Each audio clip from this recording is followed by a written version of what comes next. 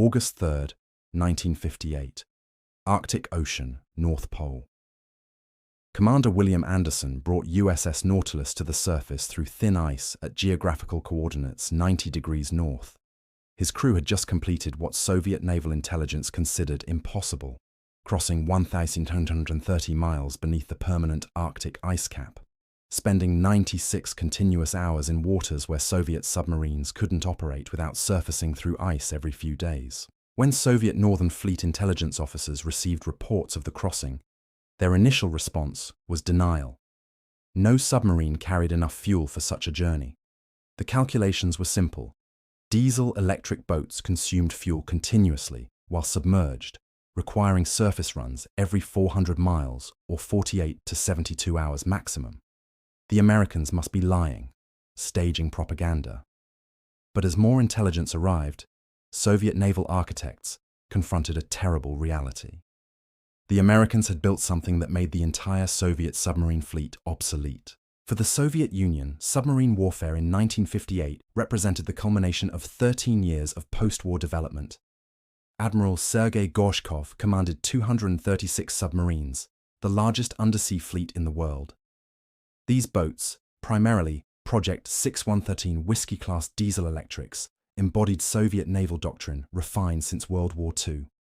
Surface to transit at 15 knots using diesel engines.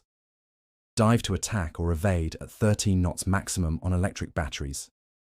Surface again within 3 days maximum to recharge batteries and refresh air supplies. The Project 6113 submarines were formidable weapons by 1950 standards. Each displaced 350 tons submerged, carried 50 crew members, and mounted 6 533mm torpedo tubes.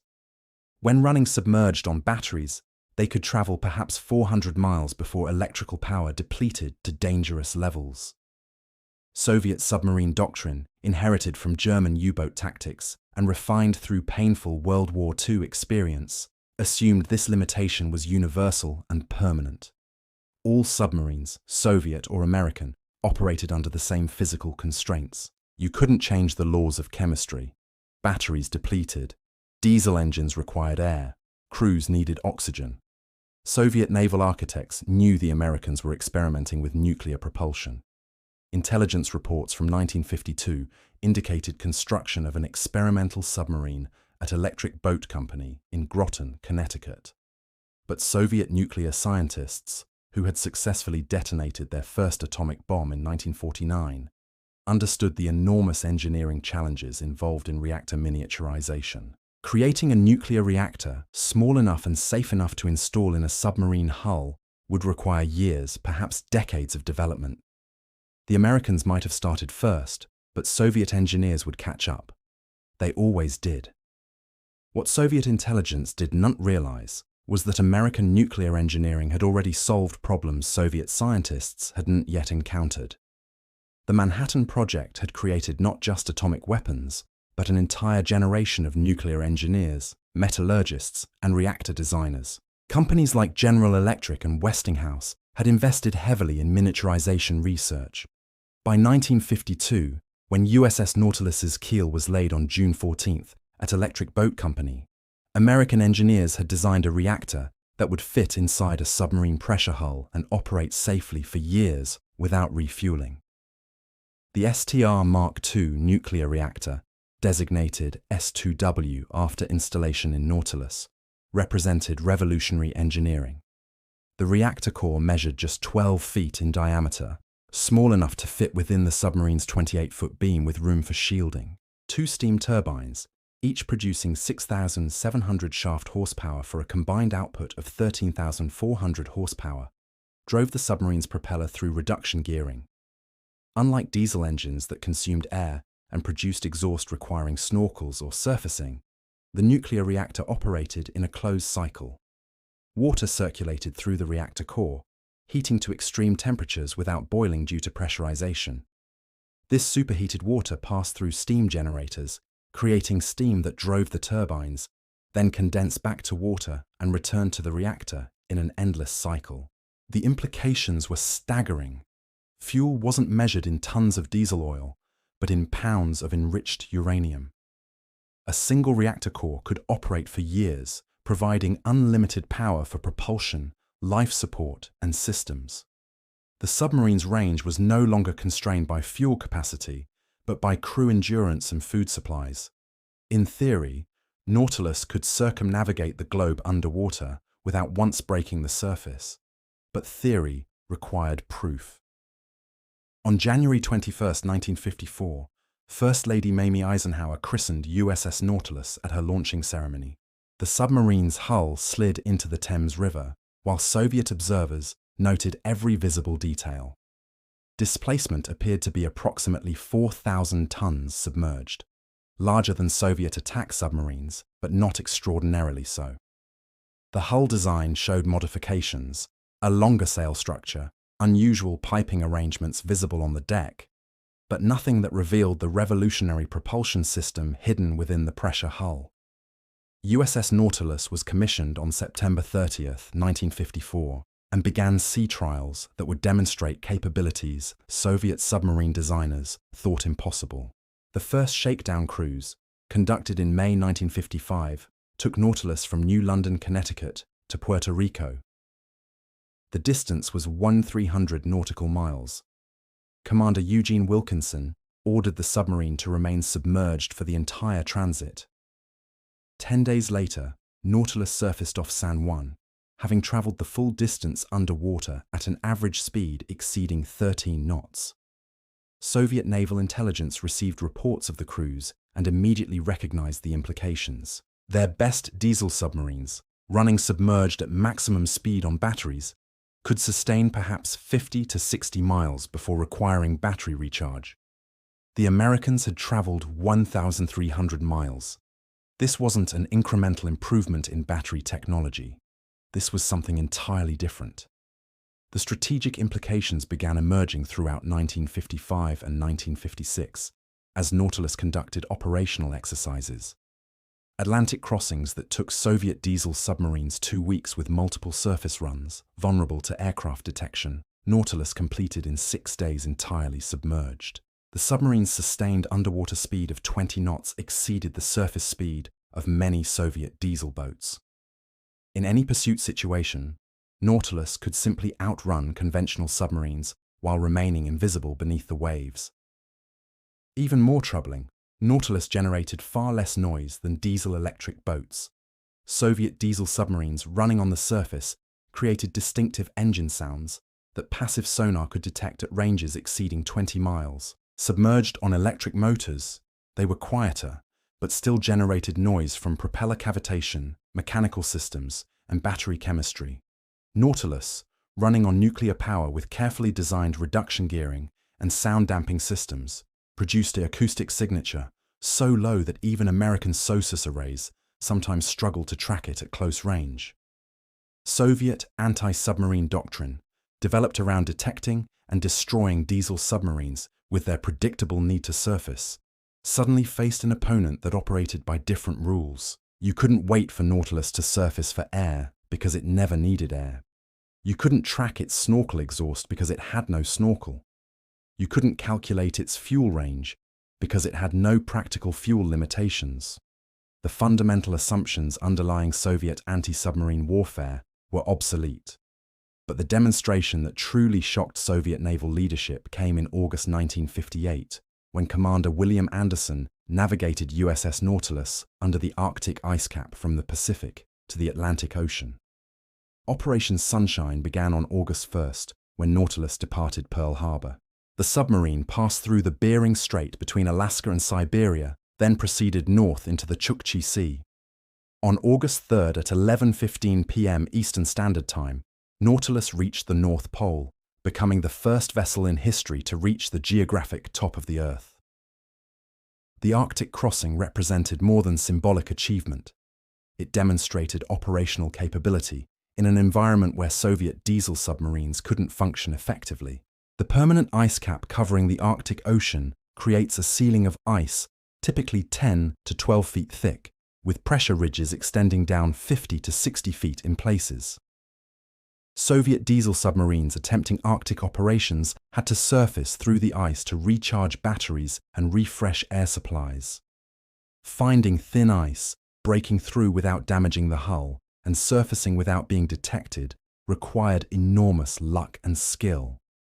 Soviet boats attempting Arctic patrols typically surfaced every 36 to 48 hours, creating opportunities for detection and attack. Nautilus operated beneath the ice for 96 continuous hours, navigating through waters 12,000 feet deep with ice overhead, eliminating any possibility of emergency surfacing.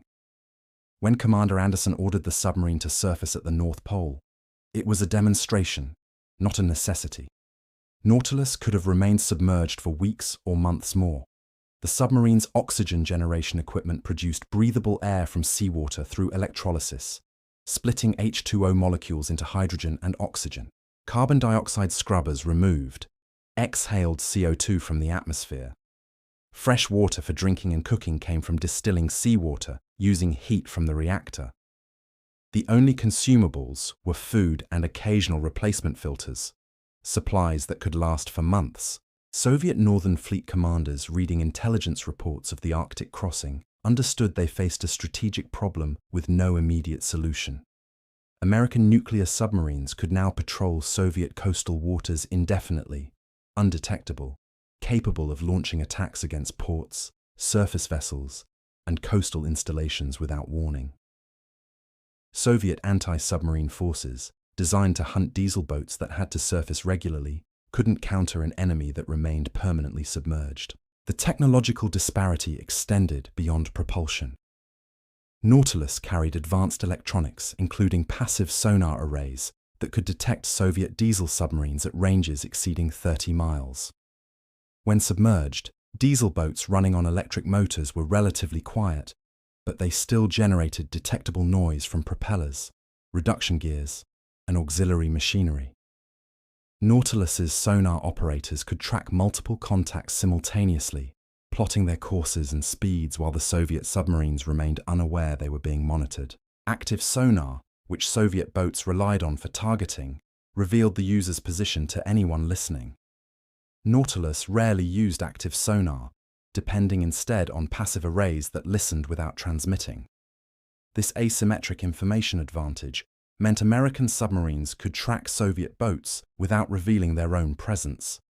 In exercises against US Navy surface ships and submarines, Nautilus regularly achieved positions for simulated torpedo attacks without the targets detecting the approach. The Soviet Union responded to USS Nautilus with a crash program to develop their own nuclear submarines. Project 627, designated November class by NATO, produced the K-3 submarine, commissioned in 1958.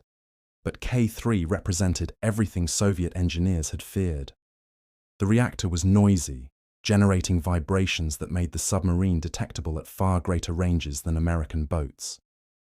Cooling systems leaked radioactivity into crew compartments, exposing sailors to dangerous radiation levels.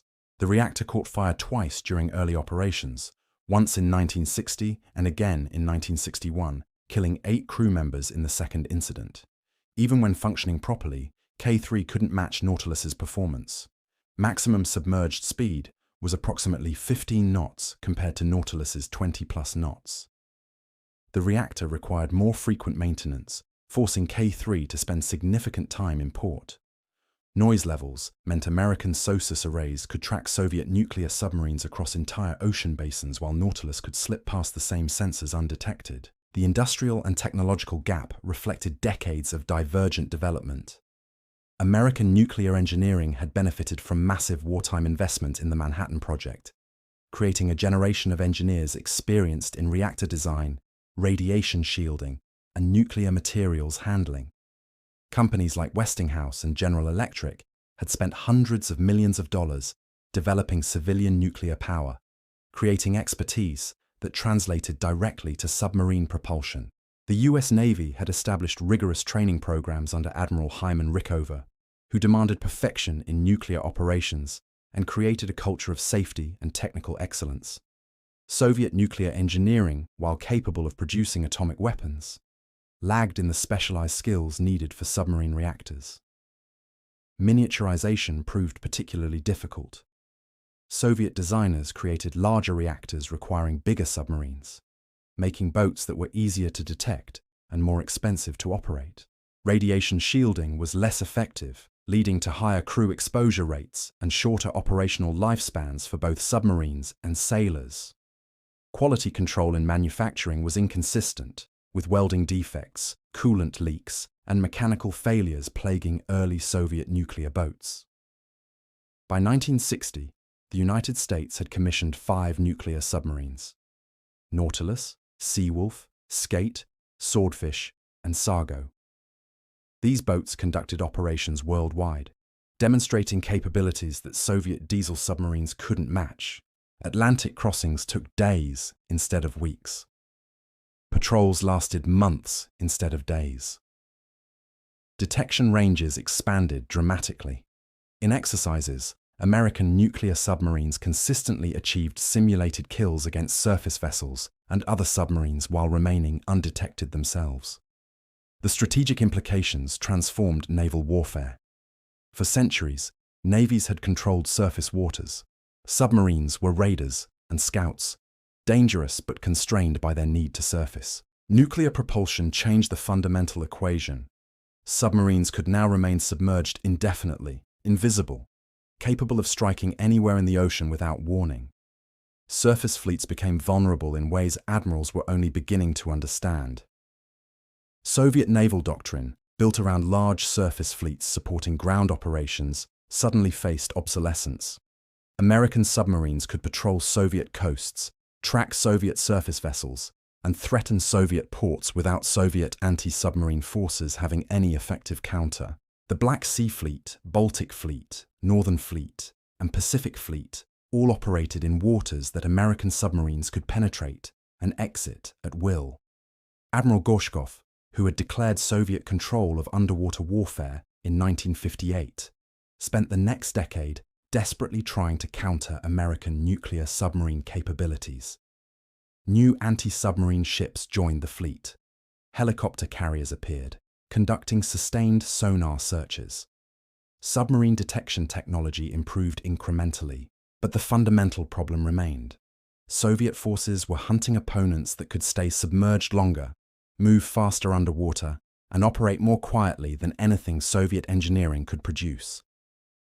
USS Nautilus continued operations until 1980, when after 25 years of service and over 550 miles traveled submerged, more than 500,000 miles underwater, the submarine was decommissioned and converted to a museum ship at Groton, Connecticut. During its career, Nautilus had demonstrated that nuclear propulsion wasn't experimental technology, but a fundamental transformation of submarine warfare.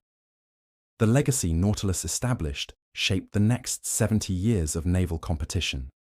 The United States developed 41 for Freedom Polaris submarines carrying nuclear ballistic missiles, creating an underwater strategic deterrent that Soviet forces couldn't locate or destroy. Los Angeles-class attack submarines, designed specifically to hunt Soviet boats, achieved noise levels so low they were nicknamed the Quiet Ones.